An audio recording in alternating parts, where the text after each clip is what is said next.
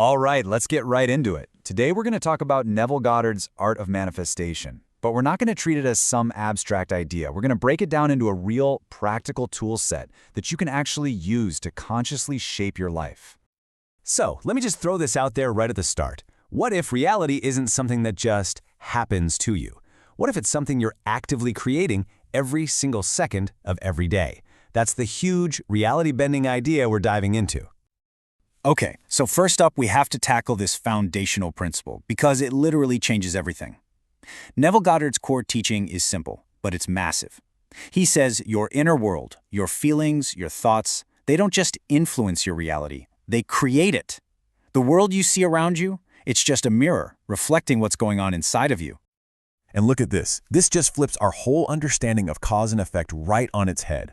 I mean, we're all taught that something external, like getting a pay raise, is what makes you feel successful. But Neville, he says, nope, you've got it backwards. It's the feeling of being successful that actually causes the pay raise to show up in your life. The cause is always inside you. The effect is what you see outside. Always. So when you hear Neville talk about consciousness, he's not just talking about, being awake and aware. For him, consciousness is the fundamental stuff of reality itself. It's the raw material, the clay, that everything is made of. And the power to shape that clay, well, that's that creative spark, he says, is inside every single one of us. Okay, so if consciousness is the raw material, the big question is, how do we shape it? What's the tool we use to mold this stuff into the life we want? Well, the answer is actually a lot closer than you might think. See, for Neville, imagination isn't just about fantasy or idle daydreaming. It's the actual engine of creation. He calls it God in action inside you. So when you're truly imagining something, you're not just zoning out. You are kicking off a creative process that is absolutely 100% real. And this slide just nails the difference, right? We're not talking about passively thinking of a new car while you're bored at work. No way. We're talking about a focused, deliberate act. It's about actually sitting down, closing your eyes, and feeling the leather of the steering wheel in your hands, hearing the purr of the engine, feeling that surge of excitement as you're driving it. You're living it now. That's the controlled imagination that builds your new reality. All right, so we've got the theory down. Now for the really good stuff, the practical how-to part. How do we actually do this? Neville's core method is something he calls the art of assumption. It's all about learning the art of feeling the reality of what you want before you can even see it. So here's the game plan, step by step. Now pay really close attention to step 3 because it's the absolute key to the whole thing. You're not just thinking about what you want, you're thinking from the state of already having it. So you create a tiny little scene that implies your wish is already done, like maybe a friend is shaking your hand and congratulating you. Then you just loop that scene in your mind over and over until that feeling of it being real is just overwhelming. That feeling, that's the fuel. Let's just stop here for a second, because this is so important. This is the whole shebang. You're not visualizing the journey to your goal. You're embodying the destination. It's not about watching a movie of yourself getting what you want.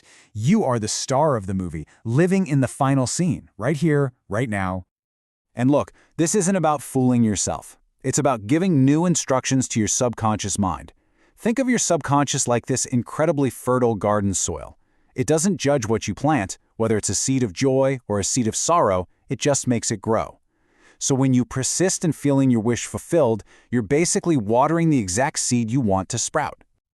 So the question is, how do we make sure we're planting and watering the right seeds day in and day out?